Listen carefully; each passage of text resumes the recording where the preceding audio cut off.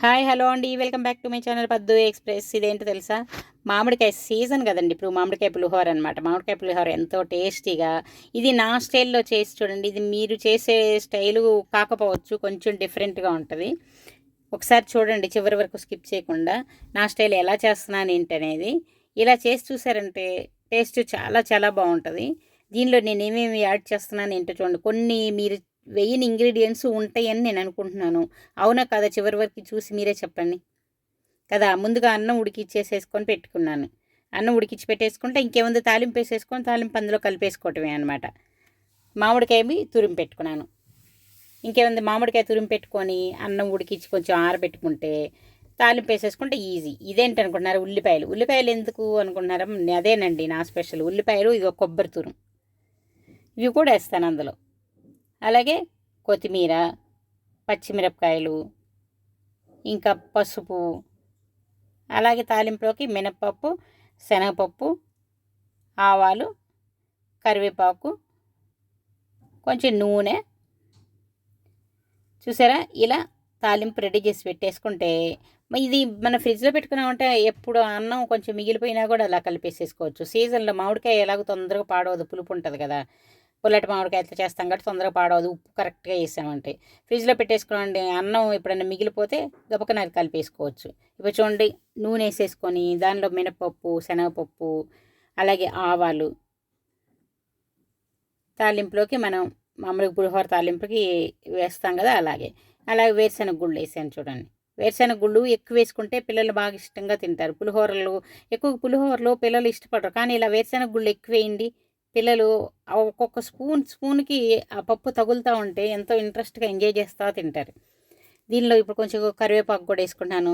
కరివేపాకు కూడా తినాలి పిల్లలంటే ఇంకా సన్నగా కట్ చేసేసుకుంటే ఇంకా బాగా తింటారు. నేను కొన్నిట్లో టైం ఉంటే మాత్రం కరివేపాకు సన్నగా కట్ చేసి వేస్తానండి. ఇక్కడ టైం లేనప్పుడు ఇలా వేస్తూ ఉంటాను.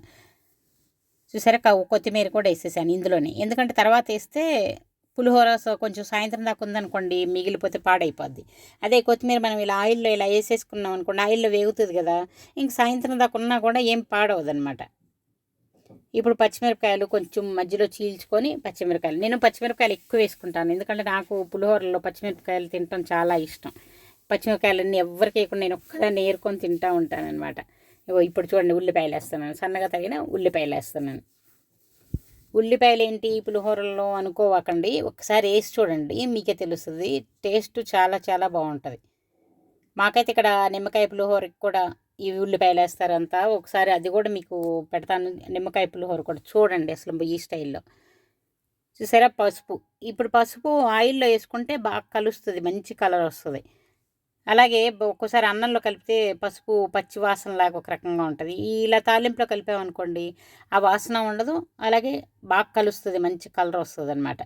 ఇప్పుడు ఉప్పు కూడా ఇందులో వేస్తాను. చూసారా, అన్నానికి సరిపడా ఉప్పు మొత్తం దీనిలోనే వేస్తున్నాను. ఎందుకంటే ఈ గుజ్జు ఒకటి రెడీ చేసి పెట్టుకుంటే మీకు అన్నం మిగిలిపోయినప్పుడు గబక్కన కలిపేసేసుకోవచ్చు అనమాట ఈజీగా.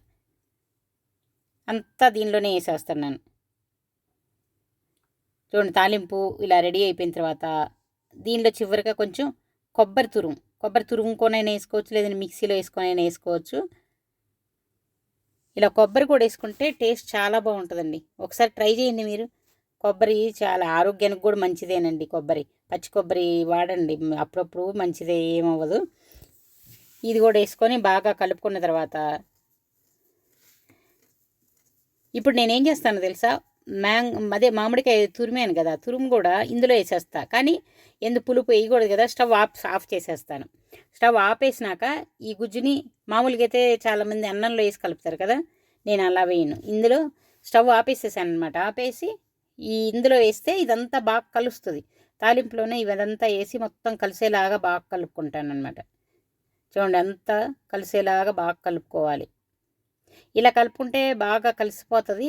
మీకు కొంచెం గుజ్జు మిగిలిపోయినా కూడా ఇంకెప్పుడైనా అది అన్నం మిగిలిపోయినప్పుడు కానీ, లేదంటే ఎప్పుడైనా మీకు ఇంకా తినాలనిపించినప్పుడు గుజ్జు ఎక్కువ చేసి పెట్టుకున్నారనుకోండి, నిలవ ఉంటుంది పులుపు కాబట్టి ఏం పర్వాలేదు.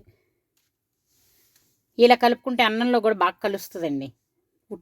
విడిగా ఇది ఒకసారి కలుపుకొని, ఇంకోసారి కలుపుకొని, ఒకవైపు అన్నం చిదిరిపోద్ది, ఒక పక్క రెండు సపరేట్ కలుపుకునే బదులు మొత్తం కలిపి ఒక్కసారి ఇలా కలిపేసేసుకొని దీన్ని తీసుకెళ్ళి అన్నంలో కలుపుకున్నారనుకోండి, చక్కగా బాగుంటుంది, టేస్ట్ బాగుంటుంది, బాగా కలుస్తుంది కూడా.